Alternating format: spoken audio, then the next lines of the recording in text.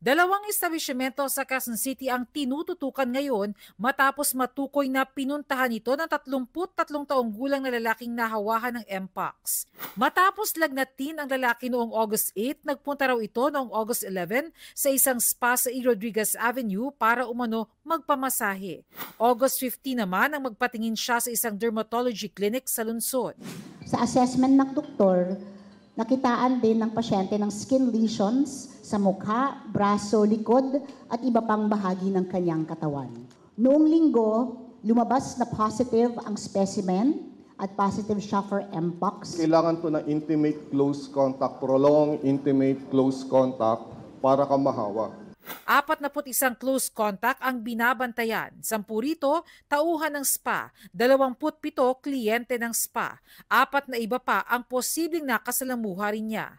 28 sa mga close contact naka-quarantine hanggang September 1 at maituturing na type 1 o mas mataas ang tsansang mahawa. Ipinasara ang spa dahil expired ng mayor's permit at wala ring sanitary permit, environmental clearance at fire inspection certificate. Critical doon yung type 1 na close contact. Ito yung masahista na nag-handle doon sa pasyente and also yung mga clients na na-expose doon sa case natin. Wala sa kanila pa at this time na may exhibiting symptoms. Ayon sa Quezon City Epidemiology and Surveillance Unit, araw-araw minomonitor ang kondisyon ng mga close contacts ng pasyente. Mahalaga raw na ma-detect na maaga ang mga magkakaroon ng sintomas para ma-isolate at maiwasan ang pagkalat ng Mpox. Iniutos na ni Pangulong Bongbong Marcos sa mga ahensya ng gobyerno na ipagpatuloy ang pagbabantay kontra Mpox, partikular sa mga vulnerable o madaling mahawa na sektor.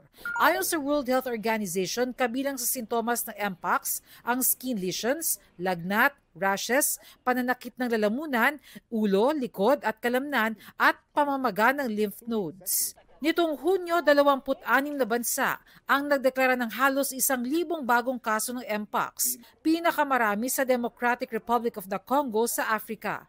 Noong nakaraang linggo, nagdeklara ng Global Public Health Emergency ang WHO kasunod ng pag-usbong ng bagong strain ng Mpox na Clade 1b na mas madali raw kumalat sa pamamagitan ng madalas na close contact.